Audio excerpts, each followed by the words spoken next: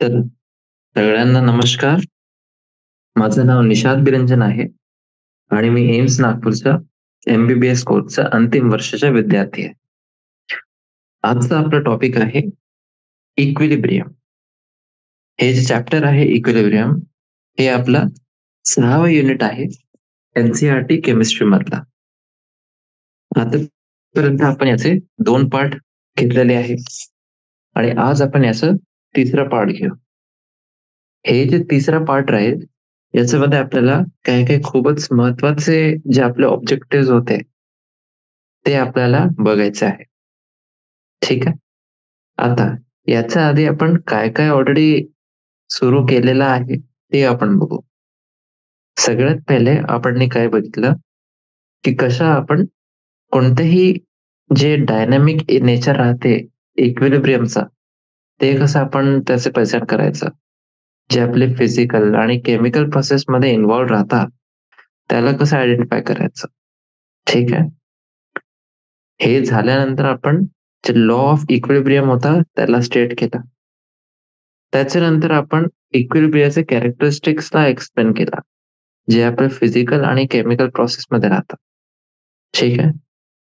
याच्यानंतर आपण इक्विलिब्रियम कॉन्स्टंटसाठी जे आपण एक्सप्रेशन लिहितो, ते बघितले. कसे आपण लिहिता. ठीक आहे.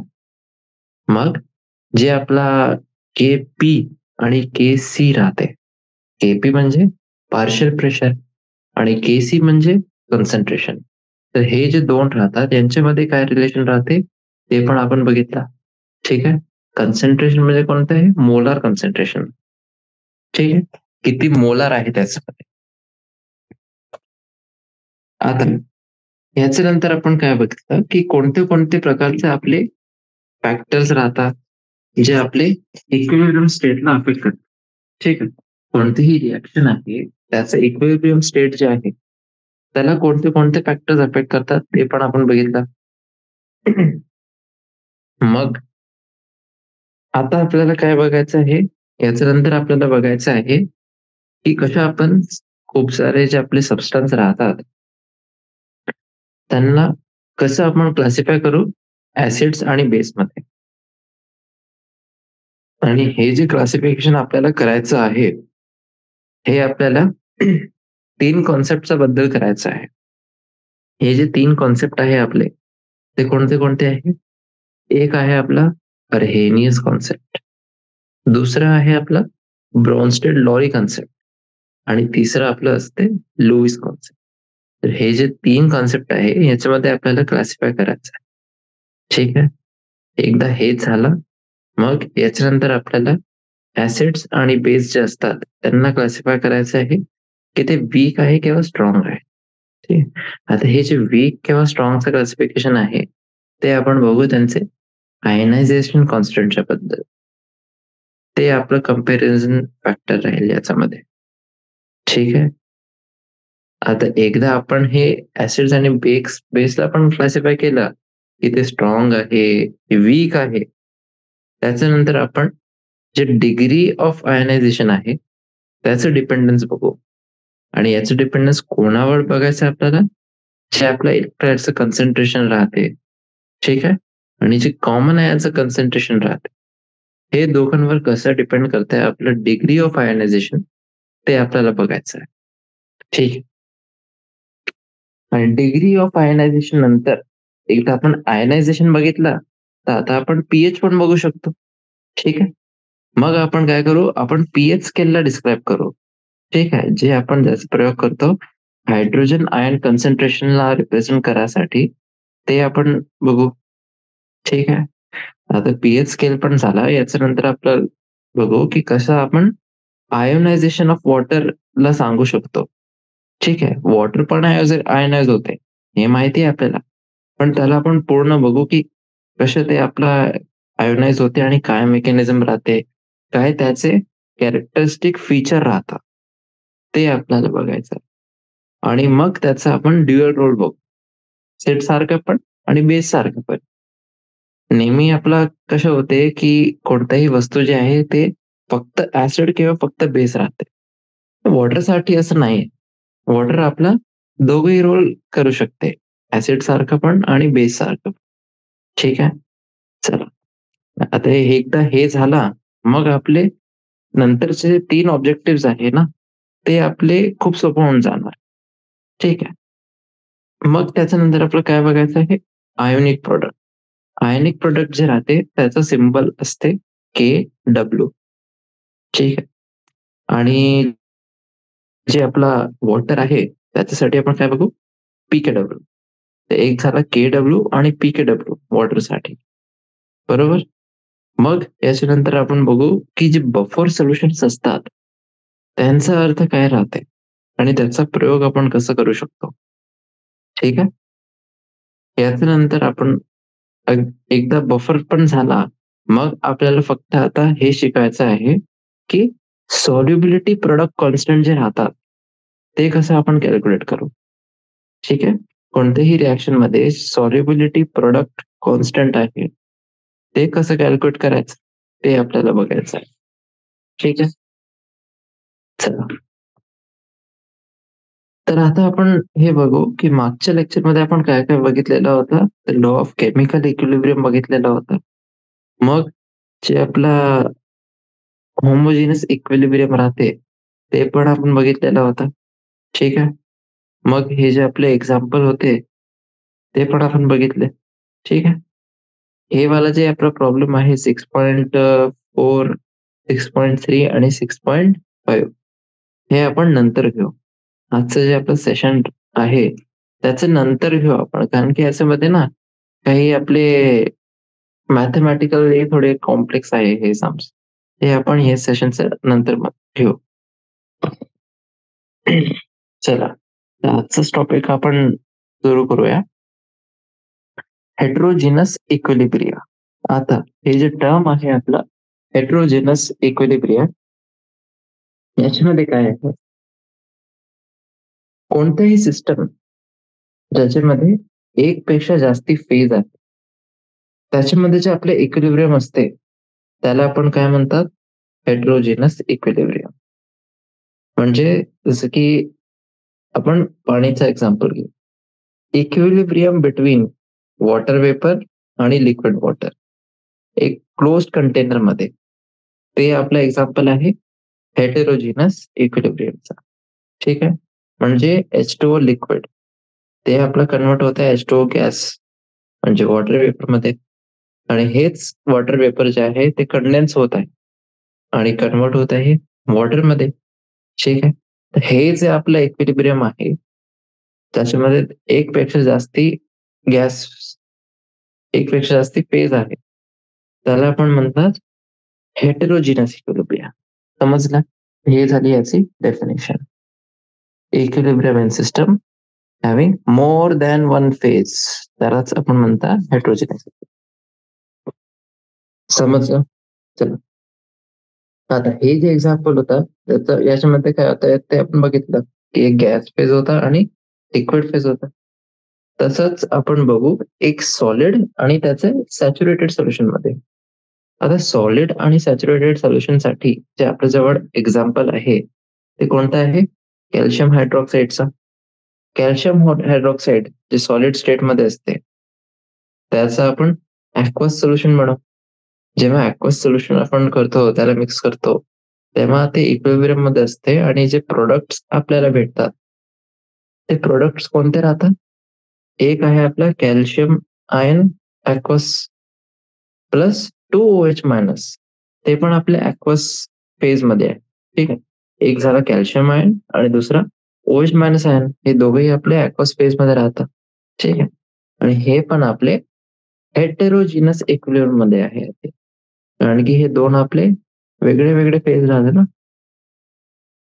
चला, आता जे आपलं हेटेरोजिनस इक्विलिब्रियम असते, याच्यामध्ये नेहमी असंच होते की आपण जे घेतो रिएक्टंट्स, ते प्युअर सॉलिड किंवा लिक्विड असतात. ठीक आहे. हेटेरोजिनस इक्विलिब्रियम साठी जे एक्सप्रेशन्स आहे आपले, त्यांना आपण सिम्प्लिफाय करू शकतो. आणि हे कोणते एक्सप्रेशन आहे, याच्यामध्ये एक प्युअर लिक्विड किंवा प्युअर सॉलिड आहे. ठीक आहे. कारण की जे आपलं मोलर कन्सन्ट्रेशन असते प्युअर सॉलिड किंवा लिक्विडचा, ते आपलं कॉन्स्टंट असते. ठीक आहे.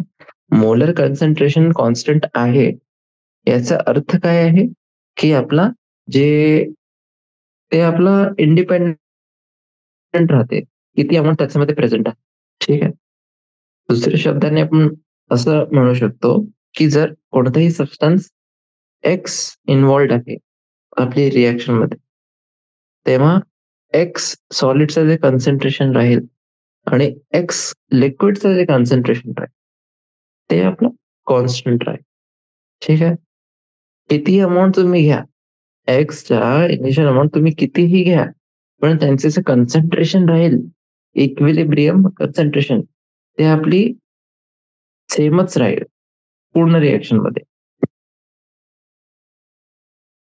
ठीक आहे. तर हे झालं. आता नेक्स्ट आहे आपलं कॉन्ट्रेरी टू दिस.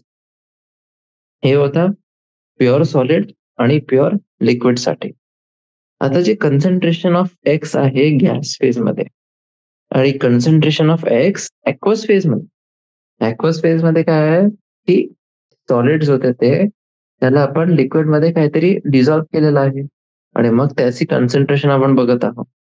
तर हे जे दोन आहे ते आपले त्यांचं व्हेरिएशन असेल असेल त्यांच्यामध्ये. कारण की ते आपलं डिपेंड करेल, की किती अमाउंट तुम्ही घेतला एक्सच्या एक गिव्हन व्हॉल्यूममध्ये.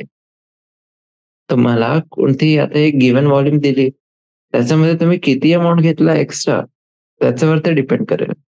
ठीक आहे. आता एक्झाम्पलसाठी आपण काय करू, आपण घेऊ thermal dissociation of calcium carbonate. ठीक आहे. हे आपलं खूपच असा इंटरेस्टिंग आणि इम्पॉर्टंट एक्झाम्पल आहे हेटेरोजेनस केमिकल इक्विलिब्रियमचा. कॅल्शियम कार्बोनेट जे असते ते सॉलिड फेजमध्ये असते. ठीक आहे. आता हे जे सॉलिड फेजमध्ये आहे त्याला आपण हीट करू. याला हीट केला तर आपल्याला काय भेटते, calcium oxide solid plus CO2 gas. ठीक आहे. आणि हे आपल्या इक्विलिब्रियम मध्ये असते. तर हे दोघे आपले कंबाईन करतात आणि आपल्याला काय भेटते, कॅल्शियम कार्बोनेट सॉलिड मध्ये. ठीक आहे. एवढं समजलं. आता स्टोइशियोमेट्रिक इक्वेशनच्या बेसिसवर आपण काय लिहू शकता, आपण असं लिहू शकता, इथे आपली जर कन्सन्ट्रेशन आहे ती Kc जे असते ते आपलं असते concentration of calcium oxide solid into concentration of carbon dioxide gas divided by concentration of calcium carbonate solid. ठीक आहे. हे झालं आपलं केसीचं एक्सप्रेशन. आता सिन्स जे कॅल्शियम कार्बोनेट सॉलिड आहे आणि कॅल्शियम ऑक्साईड सॉलिड आहे, त्यांचे जे कन्सन्ट्रेशन आहे ते दोघे कॉन्स्टंट आहे. कारण की हे आपले प्युअर सॉलिड्स आहे. ठीक आहे. म्हणूनच जे आपला मॉडिफाईड इक्विलिब्रियम कॉन्स्टंट असते thermal decomposition of calcium carbonate साठी, ते कसं होईल, K-C is equals to concentration of CO2 gas. ठीक आहे. म्हणजे याच्यामध्ये काय झालं, आता जे कॅल्शियम ऑक्साईड आणि कॅल्शियम कार्बोनेट होते ते कॅन्सल झाले. कारण की ते तर कॉन्स्टंटच आहे ना, त्यांचं काय व्हेरिएशन नाही होणार. म्हणूनच फक्त कार्बन डायऑक्साईड गॅसचे जे कन्सन्ट्रेशन आहे ते राहील. ठीक आहे. म्हणजे आपण, आणि हे आपल्याला माहिती आहे की जे केपी होता, केपी काय होतं, partial pressure of carbon dioxide. ठीक. म्हणजे याच्याने आपण काय म्हणू शकतो, की कोणत्याही पर्टिक्युलर टेम्परेचरवर एक आपलं कॉन्स्टंट कन्सन्ट्रेशन किंवा प्रेशर राहते CO2 चा इक्विलिब्रियम मध्ये. ठीक आहे. आणि कोणासोबत इक्विलिब्रियम मध्ये आहे, कॅल्शियम ऑक्साईड सॉलिड आणि कॅल्शियम कार्बोनेट सॉलिड सोबत. ठीक आहे.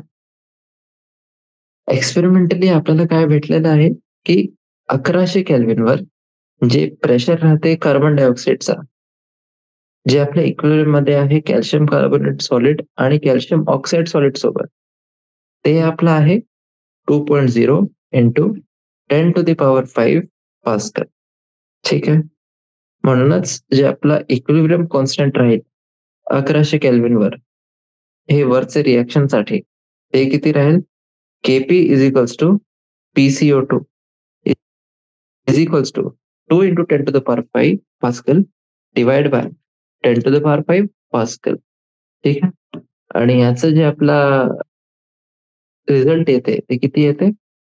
2. ठीक आहे.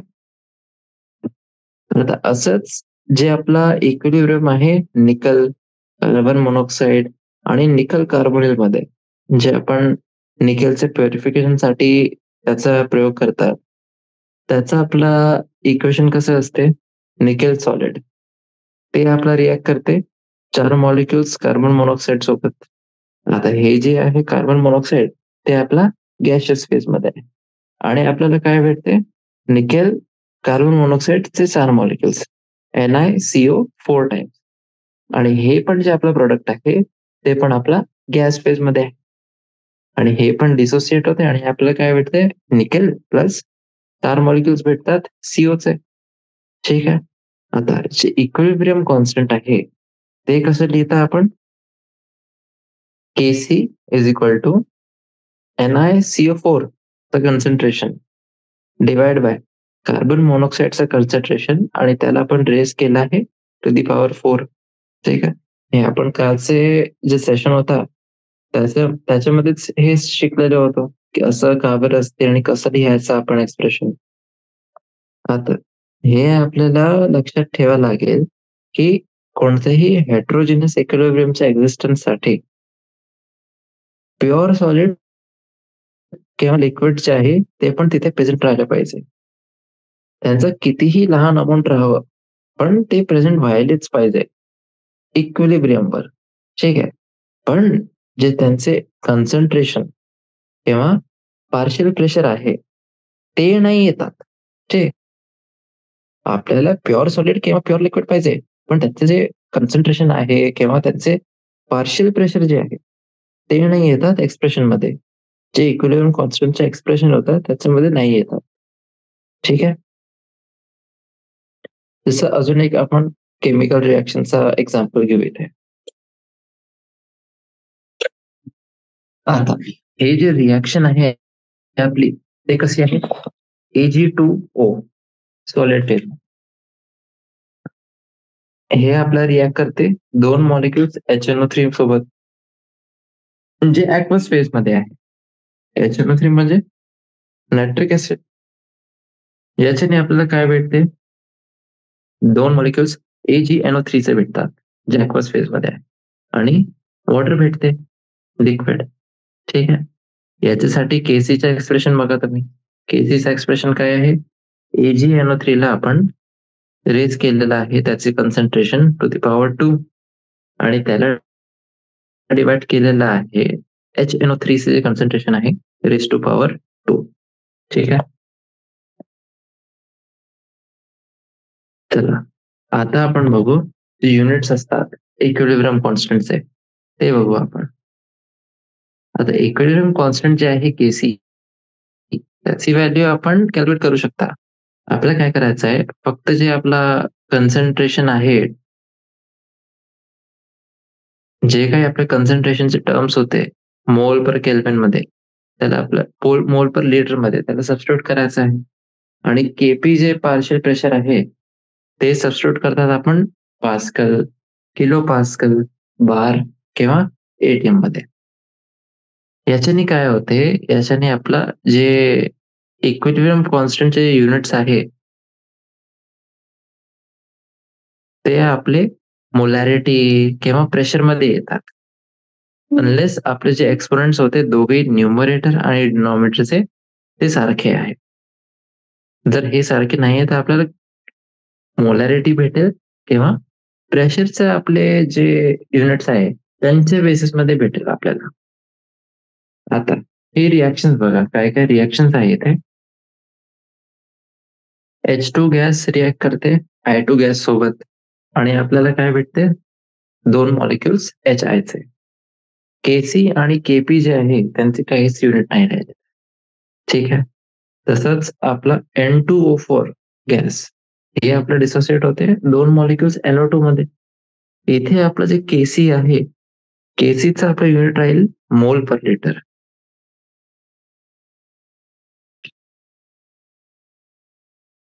आणि जे आपलं Kp आहे त्याचं युनिट काय राहणार? बार. ठीक आहे. इक्विलिब्रियम कॉन्स्टंटला आपण डायमेन्शनलेस क्वांटिटी सारखं पण एक्सप्रेस करू शकतो. जर जे आपले स्टँडर्ड स्टेट आहे रिएक्टंट्स आणि प्रोडक्ट्सचे, त्याला स्पेसिफाय केलेलं आहे. ठीक आहे. म्हणजे कोणतीही रिएक्शन तुम्हाला दिली, त्याच्यामध्ये रिएक्टंट्स आणि प्रोडक्ट्स होते आणि त्यांचे जे स्टँडर्ड स्टेट आहे ते तुम्हाला समजले की असे राहतात बाबा. तेव्हा आपण डायमेन्शनल क्वांटिटीज मध्ये पण एक्सप्रेस करू शकतो इक्विलिब्रियम कॉन्स्टंटला. एक कोणतीही प्युअर गॅससाठी जे स्टँडर्ड स्टेट राहते ते 1 बार राहते. ठीक आहे. म्हणजे जे आपला एक प्रेशर राहील 4 बारचा स्टँडर्ड स्टेटमध्ये, त्याला आपण कसं एक्सप्रेस करू शकता? 4 बार डिवाइड बाय 1 बार. त्याच्याने आपल्याला काय भेटते? 4. तर हे झालं आपला डायमेन्शनलेस. ठीक आहे. हे आपला डायमेन्शनलेस नंबर झाला. तसंच जे स्टँडर्ड स्टेट असते सी नॉट, स्टँडर्ड स्टेटला आपण कसं लिहिता? C not. कोणतेही सोल्यूटसाठी ते आपली राहते 1 मोलार सोल्युशन आणि जे बाकीचे आपले कन्सन्ट्रेशन्स आहे त्याला आपण याच्या बेसिसवर मेजर करू शकतो. ठीक आहे. जे आपल्या न्यूमेरिकल व्हॅल्यू असते इक्विलिब्रियम कॉन्स्टंटची, ते आपले डिपेंड करते की आपण कोणतं स्टँडर्ड स्टेट चूज केलेलं आहे. ठीक. म्हणजे ह्या सिस्टममध्ये जे दोघेही आपले आहे केपी आणि केसी, ते आपले डायमेन्शनलेस क्वांटिटीज आहे, पण त्यांचे वेगळे वेगळे न्यूमेरिकल व्हॅल्यूज राहतात. कारण की त्यांचं जे स्टँडर्ड स्टेट राहते ते पण वेगळं राहतं. ठीक आहे. चला, हे वाला आपण प्रॉब्लेम घेऊ 6.6. त्याच्यामध्ये जे व्हॅल्यू आहे केपीची ते आपल्याला दिलेली आहे. एक रिएक्शन आहे, त्याची केपीची व्हॅल्यू दिलेली आहे. केपी आणि रिएक्शन कोणती आहे? CO2 गॅस रिएक्ट करते कार्बन सॉलिड सोबत आणि आपल्याला काय भेटते? 2CO gas. ठीक. आणि जे केपीची व्हॅल्यू आहे ते किती आहे? ते आहे 3000 केल्विनवर. जर आता एक कंडिशन दिलेली आहे. इनिशियली जे पार्शियल प्रेशर होता कार्बन डायऑक्साइडचा ते किती होता? 0.48 बार आणि जे पार्शियल प्रेशर होता कार्बन मोनॉक्साईडचा ते किती होता? 0. ते प्रेशर आपल्याला दिलेलं आहे आणि जे ग्राफाइट आहे कार्बन सॉलिड ते आपलं प्युअर आहे. ठीक आहे. ते आपलं प्रेझेंट आहे रिएक्शन मध्ये. आपल्याला इक्विलिब्रियम पार्शियल प्रेशर काढायचा आहे कार्बन मोनॉक्साईडचा आणि कार्बन डायऑक्साइडचा. आपल्याला इनिशियल प्रेशर दिलेला आहे आणि आपल्याला इक्विलिब्रियम पार्शियल प्रेशर काढायचं. ठीक आहे. चला, आता आपण काय करू? हे रिएक्शन साठी आपण समजू की एक्स एक्स आपलं डिक्रीज आहे प्रेशर मध्ये CO2. ठीक आहे. CO2च्या प्रेशर मध्ये एक्स डिक्रीज झाला. ठीक आहे. म्हणजे आता जे इनिशियल प्रेशर होता ते 0.48 होता CO2चा आणि 2CO चा म्हणजे कार्बन मोनॉक्साईड आहे त्याचा 0 होता. इक्विलिब्रियमवर इक्विलिब्रियमवर जे आपला प्रेशर राहील कार्बन डायऑक्साइडचा ते किती राहील? 0.48 मायनस एक्स बार.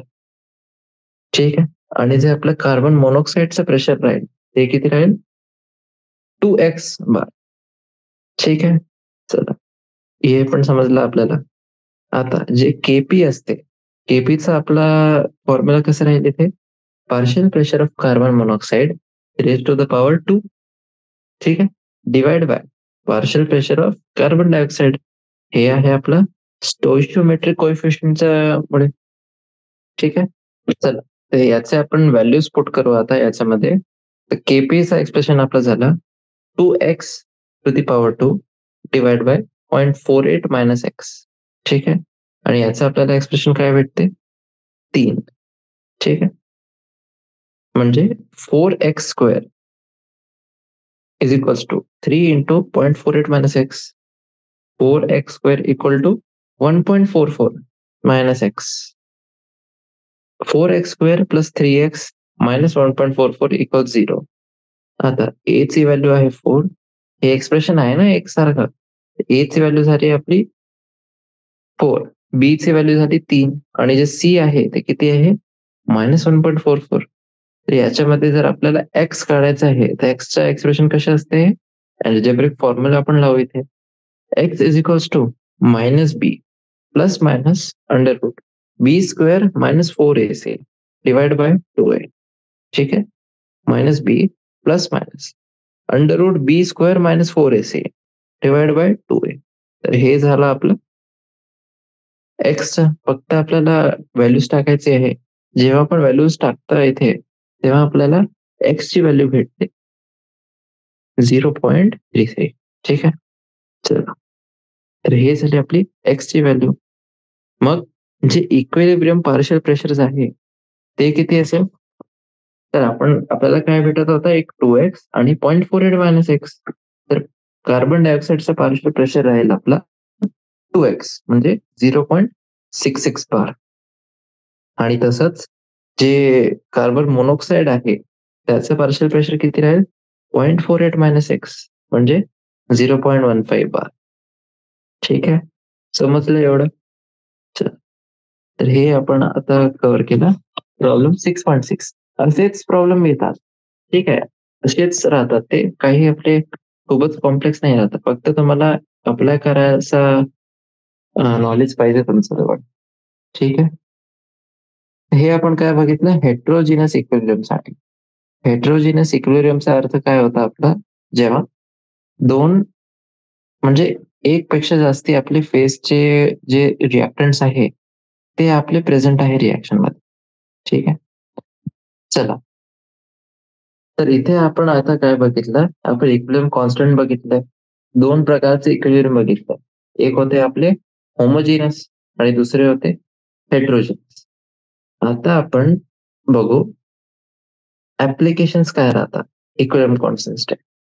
पण हे ऍप्लिकेशन्स बघायचे अगोदर आपण जे इक्विलिब्रियम कॉन्स्टंटचे इम्पॉर्टंट काही फीचर्स होते आपले ते आपण समराईज करू. ठीक आहे, चला. किती पॉइंट आहे आपल्याजवळ, 5 पॉइंट्स आहे.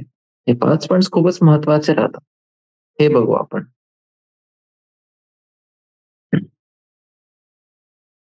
आता इक्विलिब्रियम कॉन्स्टंट साठी जे आपलं एक्सप्रेशन आहे ते आपल्या ऍप्लिकेबल राहते. केव्हा फक्त ऍप्लिकेबल राहते ते, जेव्हा जे कन्सन्ट्रेशन आहे रिएक्टंट्स आणि प्रोडक्ट्सची त्यांनी एक कॉन्स्टंट व्हॅल्यू अटेंड केलेली आहे इक्विलिब्रियम स्टेटवर. ठीक आहे, तर हे आहे आपला पहिलं इम्पॉर्टंट फीचर. दुसरं फीचर बघ, जे इक्विलिब्रियम कॉन्स्टंटची व्हॅल्यू आहे ते आपली इंडिपेंडेंट राहते. इंडिपेंडेंट कशाचे इंडिपेंडेंट राहते ते, की तुमचे जे रिएक्टंट्स आणि प्रोडक्ट्स होते त्यांची इनिशियल कॉन्सन्ट्रेशन काय होती त्याचे हे त्याचा इंडिपेंडेंट राहते. ठीक आहे, जे आपली इक्विलिब्रियम कॉन्स्टंटची व्हॅल्यू आहे. मग तिसरं इम्पॉर्टंट फीचर बघा तुम्ही. तिसरं आपलं हे आहे इक्विलिब्रियम कॉन्स्टंट जे आहे ते आपलं टेम्परेचर डिपेंडंट.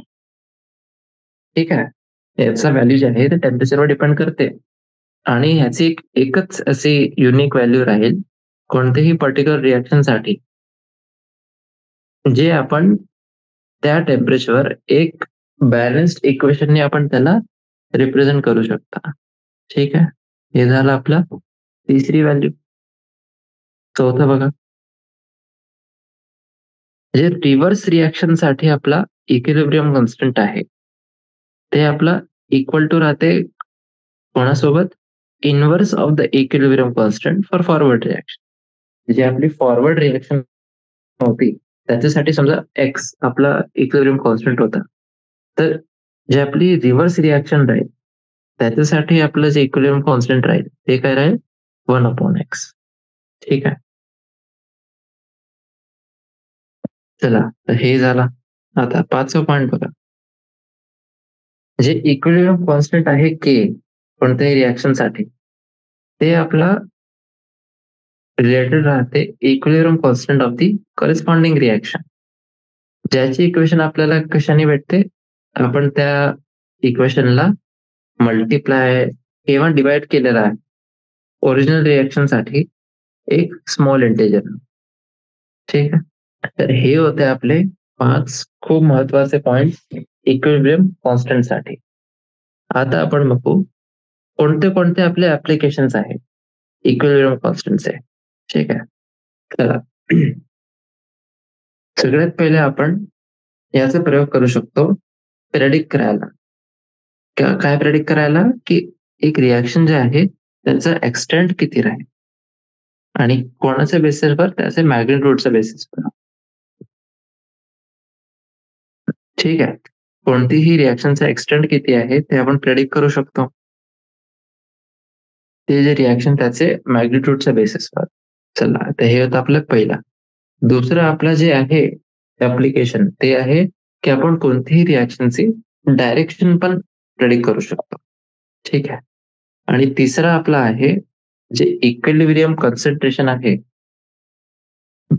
ते पण आपण कॅल्क्युलेट करू शकतो. ठीक आहे. चला जे पहिला आपण ऍप्लिकेशन बघत होतो ते घेऊ आपण. ठीक आहे. आता जे न्यूमेरिकल व्हॅल्यू आहे इक्विलिब्रियम कॉन्स्टंटचे कोणत्याही रिएक्शन साठी, ते आपलं इंडिकेट करते की ते रिएक्शनचा एक्सटेंट किती झालेला आहे.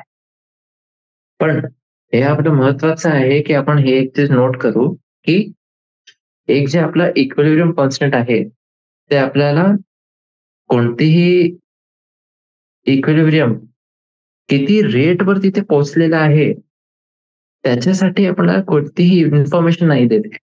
ठीक आहे. जे आपलं इक्विलिब्रियम कॉन्स्टंट आहे ते आपल्याला हे नाही सांगते की किती रेटनी ते इक्विलिब्रियम आपण अचीव केलेलं आहे. जे मॅग्निट्यूड आहे केसी किंवा केपीचा ते आपला डायरेक्टली प्रोपोर्शनल असते कॉन्सन्ट्रेशन ऑफ प्रोडक्ट्सवर.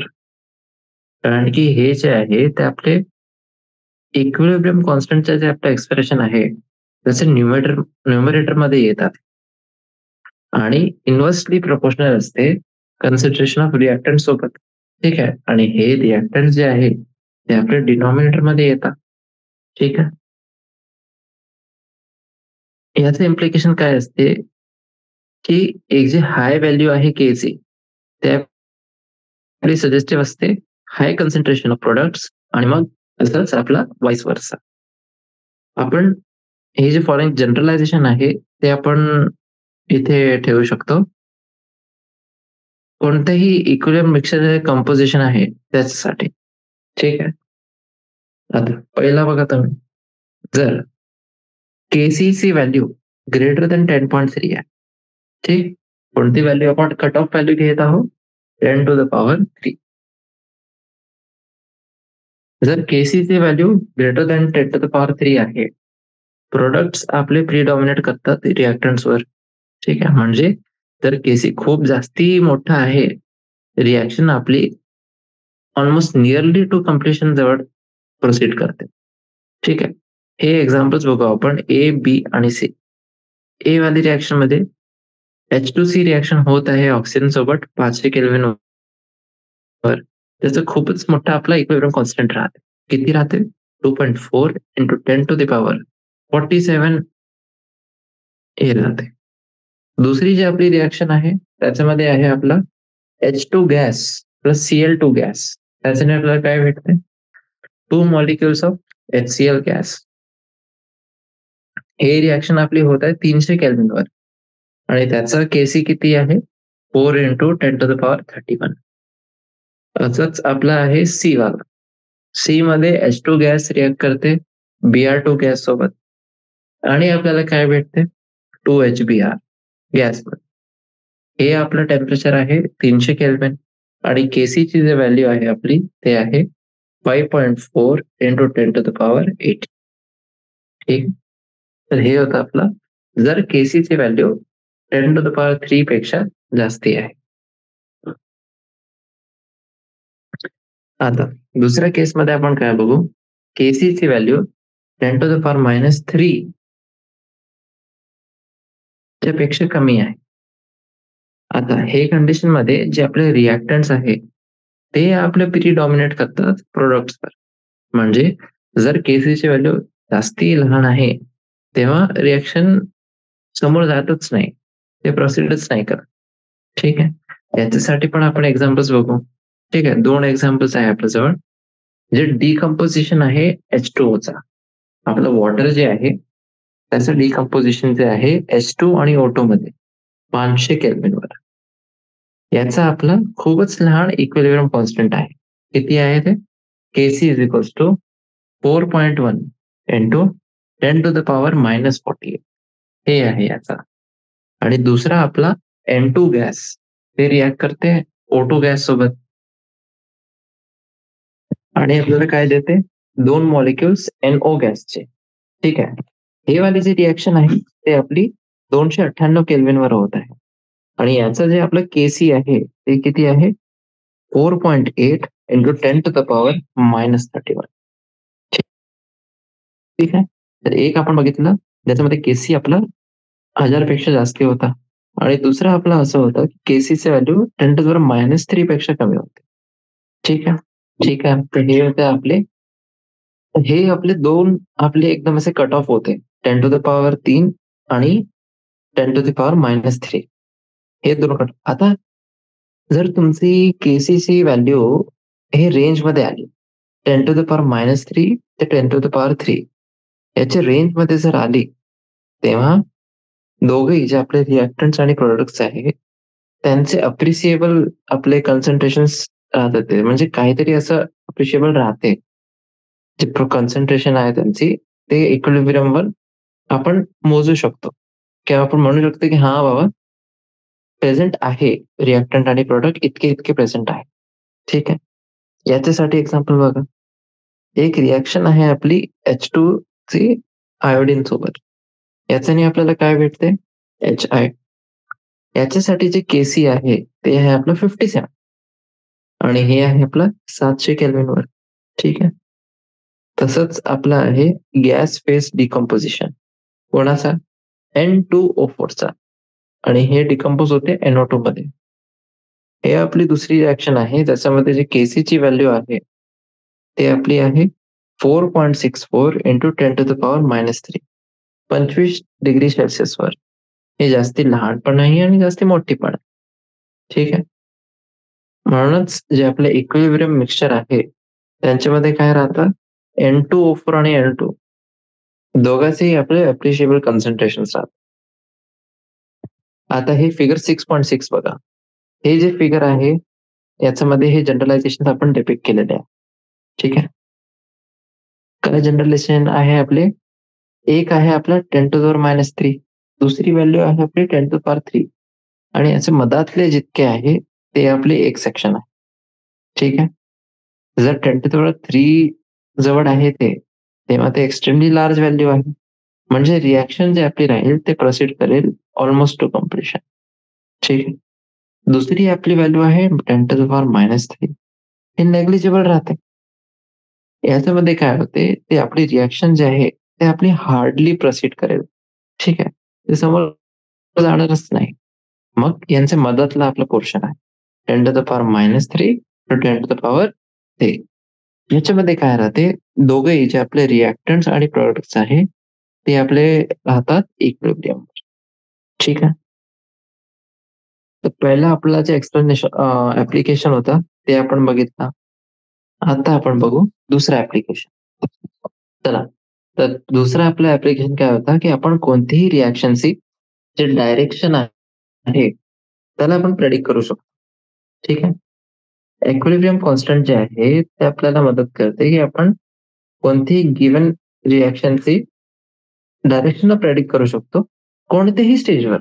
ठीक आहे. असं हे काही असं अभिनय आहे, की तुम्हाला स्पेसिफिक कंडिशन पाहिजे, तेव्हाच तुम्ही प्रेडिक्ट करू शकणार, कोणत्याही स्टेजवर. याच पर्पजसाठी आपण काय कॅल्क्युलेट करतो? Reaction quotient. रिएक्शन कोशंटचा आपला सिम्बल काय आहे? Q.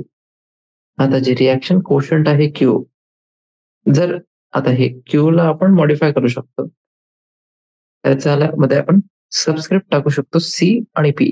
C आपला आहे मोलार कॉन्सन्ट्रेशन आणि P केव्हा राहील? जेव्हा हे पार्शियल प्रेशर सोबत आहे. ठीक आहे. ह्याला आपण कसं डिफाईन करतात? तसंच डिफाईन करतात जसं आपण ला डिफाईन करतात. फक्त हे आहे की जे कन्सन्ट्रेशन्स आहे क्यूसीमध्ये, ते असं नाहीये की तुम्हाला फक्त इक्विलिब्रियम व्हॅल्यूज पाहिजे. ठीक आहे. कारण की जे रिएक्शन कोशंट आहे, त्याच्यामध्ये मी तुम्हाला सांगितलं, की आपण कोणत्याही स्टेजमध्ये कॅल्क्युलेट करू शकता. तर तुम्हाला असं काही हे नेसेसरी नाही आहे, की तुम्ही फक्त इक्विलिब्रियम स्टेटचे कन्सन्ट्रेशन घ्या. तुम्ही कोणतेही घेऊ शकता. ठीक आहे. आता हे एक जनरल रिएक्शन आहे आपल्याजवळ. ठीक आहे. हे रिएक्शनमध्ये AA प्लस BB आपल्याला काय देते? CC plus DD. QCची जी व्हॅल्यू राहील ते तशीच राहील. C to the power C into D to the power D divide by A to the power A into B to the power B. ठीक आहे. मग जर QCची व्हॅल्यू KC पेक्षा जास्ती आहे, तेव्हा हे जे रिएक्शन राहील, ते आपली रिएक्टन्सच्या डायरेक्शनमध्ये प्रोसीड करेल. ठीक आहे. म्हणजे रिव्हर्स रिएक्शन. आणि जर क्यूसीची व्हॅल्यू केसी पेक्षा जास्ती आहे, कमी आहे, तेव्हा ही रिएक्शन प्रॉडक्ट्सच्या डायरेक्शनमध्ये प्रोसीड करेल. म्हणजे फॉरवर्ड डायरेक्शन. ठीक आहे. म्हणजे तुम्ही असं म्हणू शकता क्यूसी आपला रिएक्टन्ससाठी आहे आणि केसी प्रॉडक्टसाठी. ठीक आहे. आणि एक आपली कंडिशन अशी पण होऊ शकते, की जर क्यूसीची व्हॅल्यू केसीच्या बरोबर आहे, तेव्हा काय होईल? तेव्हा याचा अर्थ असा आहे, की जे आपली रिएक्शन मिक्सचर आहे, ते ऑलरेडी इक्विलिब्रियमवर आहे. ठीक आहे. चला, याला आपण एक्झाम्पल सोबत घेऊ एक. एक आपला रिएक्शन आहे H2 आणि I2 ची. ठीक आहे. H2 गॅस रिएक्ट करते I2 गॅस सोबत आणि आपल्याला काय भेटते? 2 मॉलिक्युल्स HI गॅसचे. याच्यासाठी जे केसी आहे, ते आहे 700 केल्विनवर. समजा जर आपल्याजवळ मोलार कन्सन्ट्रेशन आहे H2C आणि I2C टाईम T वर. इक्विलिब्रियम नाही, टाईम T वर. किती आहे H2C? 0.1 मोलार आणि I2C आहे 0.2 मोलार आणि जे HI आहे त्याची कन्सन्ट्रेशन आहे 0.4 मोलार. आता हे सबस्क्रिप्ट टी आपण लिहिलेलं आहे कन्सन्ट्रेशनच्या सिम्बॉल्समध्ये. त्याचा अर्थ काय आहे, की हे कोणत्याही आर्बिट्ररी टाईम टी वर मेजर केलेली होती. है ना? असं नाहीये नेसेसरी आहे, की इक्विलिब्रियमवरच मेजर करायचं आहे आपल्याला. म्हणूनच जे आपले रिएक्शन कोशंट आहे क्यूसी, हे स्टेज जे रिएक्शन आहे, त्याच्यावर क्यूसीची व्हॅल्यू किती राहील? HI to the power 2 divide by H2 ची कन्सन्ट्रेशन इंटू I2 ची कन्सन्ट्रेशन. ठीक आहे. म्हणजे हे व्हॅल्यूज आपण टाकली याच्यामध्ये तर आपल्याला काय भेटते? 8. आता ह्या केसमध्ये जे 8 व्हॅल्यू आहे क्यूसी, ते केसी सारखे नाही आहे. क्यूसी आपला कमी आहे केसी सोबत, केसीच्या पेक्षा. ठीक आहे. म्हणजे हे जे मिक्सचर राहील आपलं H2 गॅस, I2 गॅस आणि HI गॅस, ते इक्विलिब्रियमवर नाही. ठीक आहे. म्हणजे जास्ती आपले H2 गॅस आणि I2 गॅस रिएक्ट करणार HI गॅसला फॉर्म करायसाठी आणि त्यांचे जे कन्सन्ट्रेशन्स आहे, ते आपली कमी होईल. त्यांची जे कन्सन्ट्रेशन केव्हापर्यंत कमी होईल? जेव्हापर्यंत क्यूसी आपला केसीचा बरोबर नाही होत. ठीक आहे.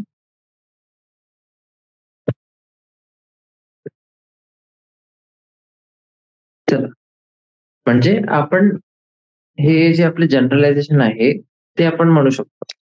रिगार्डिंग जे डायरेक्शन आहे रिएक्टरचे, त्याच्यासाठी आपण हे जनरलायझेशन काढू शकतो, की जर क्यूसीची व्हॅल्यू केसीच्या पेक्षा कमी आहे, तर नेट रिएक्शन आहे आपली ते लेफ्ट टू राइट जाईल. क्यूसीची व्हॅल्यू जास्ती आहे compare to KC, net reaction आपली राइट ते लेफ्ट जाईल. आणि जर क्यूसीची व्हॅल्यू केसी सोबत सारखीच आहे, तेव्हा काहीच रिएक्शन नाही होणार. ठीक आहे. आता जे फिगर 6.7 आहे त्याच्यामध्ये हे दिलेलं आहे आपल्याला बार डायग्राम मध्ये. क्यूसी कमी आहे केसी पेक्षा, तर हे रिएक्टन्स जे आहे ते प्रोडक्ट्स मध्ये कन्वर्ट होईल. रिएक्टन्स आणि प्रोडक्ट्स इक्विलिब्रियम वर आहे. ठीक आहे. आणि दुसरी आपली आहे केसीची व्हॅल्यू जास्ती आहे केसी पेक्षा, तेव्हा प्रोडक्ट्स जे राहील आपले ते रिएक्टन्स मध्ये जाणार. ठीक आहे. चला आता एक प्रॉब्लेम बघू आपण 6.7.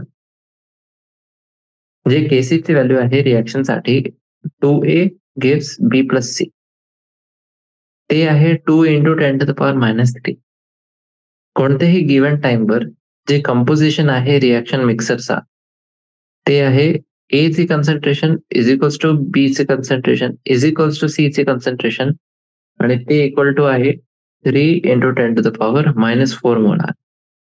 आपल्याला हे सांगायचं आहे की कोणत्या डायरेक्शन मध्ये हे रिएक्शन प्रोसीड करेल.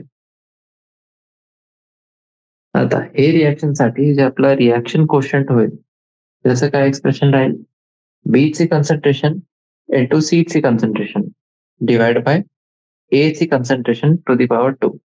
ठीक आहे. फक्त व्हॅल्यूज टाका तिथे. तुम्ही व्हॅल्यूज टाकली तुम्हाला क्यूसीचा एक्सप्रेशन भेटते 1. म्हणजे क्यूसी जे आहे जास्ती आहे compare to KC. QC greater than KC आहे म्हणजे हे आपली जे रिएक्शन आहे ते रिव्हर्स डायरेक्शन मध्ये प्रोसीड करेल. ठीक आहे. तर हे होतं आपलं ऍप्लिकेशन याचं. तर हे होतं आपलं दुसरं ऍप्लिकेशन. आता आपण बघू आपला लास्ट जे ऍप्लिकेशन आहे आणि ते आपलं शेवटचा टॉपिक राहील ह्या सेशनचा. ठीक आहे. चला आपल्याला कॅल्क्युलेट करायचं आहे आता इक्विलिब्रियम कॉन्सन्ट्रेशन. ठीक आहे. इक्विलिब्रियम कॉन्स्टंट आपल्या जवळ आहे, आपल्याला इक्विलिब्रियम कॉन्सन्ट्रेशन कॅल्क्युलेट करायचं आहे. आता अशी प्रॉब्लेम ज्याच्यामध्ये आपल्याला इनिशियल कॉन्सन्ट्रेशन माहिती आहे पण कोणतीही इक्विलिब्रियम कॉन्सन्ट्रेशन माहिती नाही. तिथे आपल्याला 3 स्टेप्स फॉलो करायला. कोणते? पहिला स्टेप आहे आपला की आपण त्या रिएक्शनसाठी बॅलन्स्ड इक्वेशन लिहू. ठीक आहे. दुसरा स्टेप आहे आपला हे बॅलन्स्ड इक्वेशन मध्ये आपण एक टेबल बनवू. त्याच्यामध्ये आपलं काय राहील, प्रत्येक सबस्टन्स राहील जे त्या रिएक्शन मध्ये इन्व्हॉल्ड आहे. मग काय काय आपल्याला लिहायचं आहे हे टेबलमध्ये, इनिशियल कॉन्सन्ट्रेशन लिहायची आहे. मग change in concentration on going to equilibrium.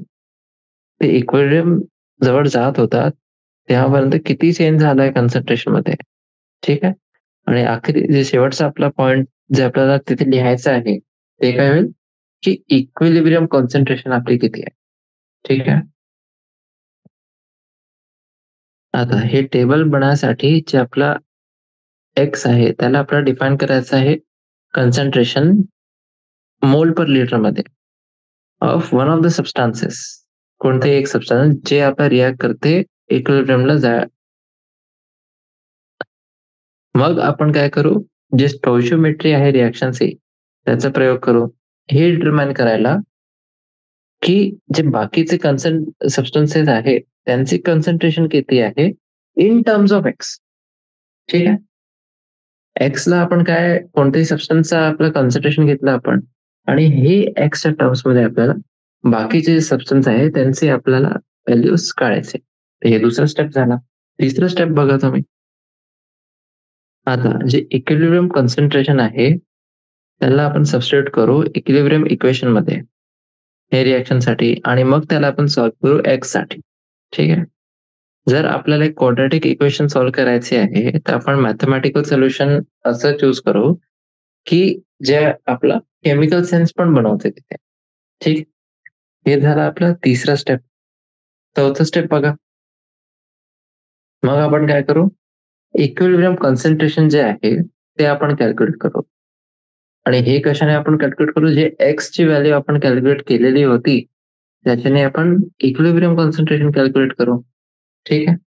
मग आपला जे शेवटचा स्टेप राहील ते काय राहील, आपण आपले रिझल्ट्सला चेक करू आणि कसं चेक करू आपण आपण काय करू त्याला सबस्टिट्यूट करू इक्विलिब्रियम इक्वेशन मध्ये. ठीक आहे. चला हे जे आपण स्टेप्स बघितले आतापर्यंत त्याचा आपण एक सॅम्पल प्रॉब्लेम, हे जे सॅम्पल प्रॉब्लेम आहे याच्याने आपण चांगल्या प्रमाणे याला समजू शकतो. 13.8 ग्राम आहे N2O4 चा, त्याला 1 लिटर रिएक्शन वेसल मध्ये आपण प्लेस केला 400 केल्विन वर आणि मग त्याला अलाउ केलं की ते इक्विलिब्रियम अटेन करेल. N2O4 गॅस ते आपल्याला काय देते, 2 मॉलिक्युल्स NO2 गॅसचे. ठीक आहे, इक्विलिब्रियम मध्ये आहे. टोटल प्रेशर जे आहे इक्विलिब्रियम वर ते आहे 9.15 बार.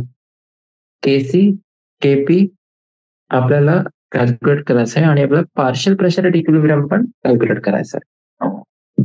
ठीक आहे, आपल्याला माहिती आहे PV is equals to NRT. ठीक आहे, टोटल व्हॉल्यूम जे आहे ते आहे 1 लिटर. मॉलिक्युलर मास N2O4 चा आहे 92 ग्राम. नंबर ऑफ मोल्स काढणं सोपं आहे याच्यामध्ये.